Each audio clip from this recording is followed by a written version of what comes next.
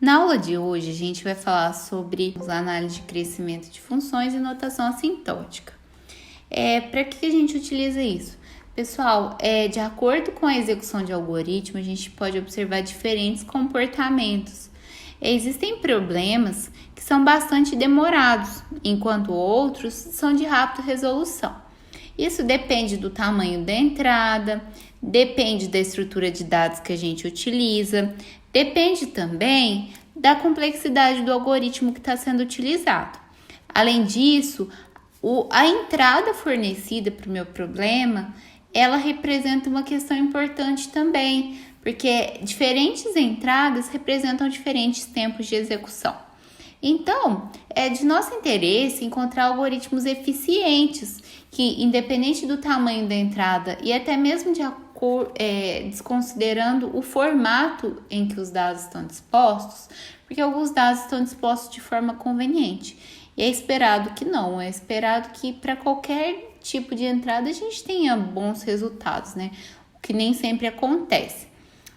Então, a gente utiliza a análise de algoritmos para isso, para que, não havendo necessidade do uso da implementação de fato de um algoritmo, a gente consiga observar o crescimento do custo computacional associado a ele.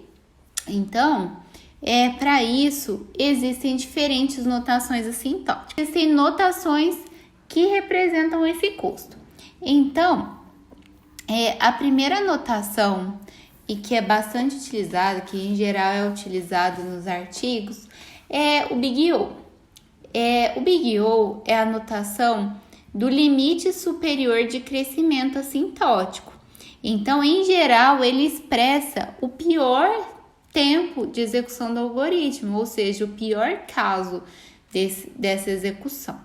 Então, a gente vai encontrar para essa representação uma função g de n que limite superiormente o custo da minha função f de n.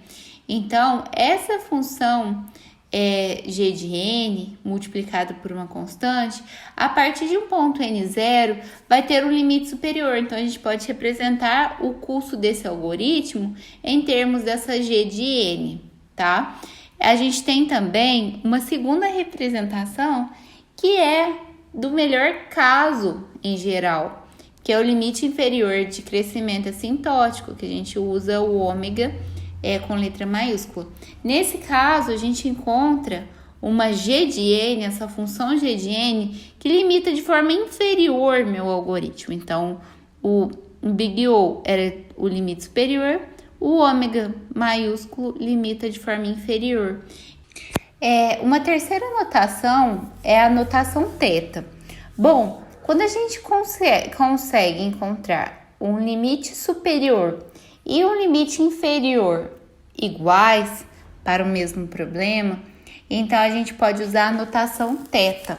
Então, θ é quando a gente tem informação que o limite inferior e o limite superior foram equivalentes, tá? Então, por exemplo, muitas pessoas confundem quando calculam o caso médio, utilizar a notação θ. A notação θ pode ser utilizada somente quando o limite superior e inferior forem iguais, tá? E a gente também tem o pequeno o, que é o limite superior, ele não é assintoticamente estrito, tá? E o limite inferior, que não é assintoticamente estrito, que é chamado ômega minúsculo. Então, de acordo com o tipo de problema que eu encontrei, então, de acordo com o cálculo de pior caso, melhor caso, caso médio em geral, o que é mais recorrente, a gente usa essas notações.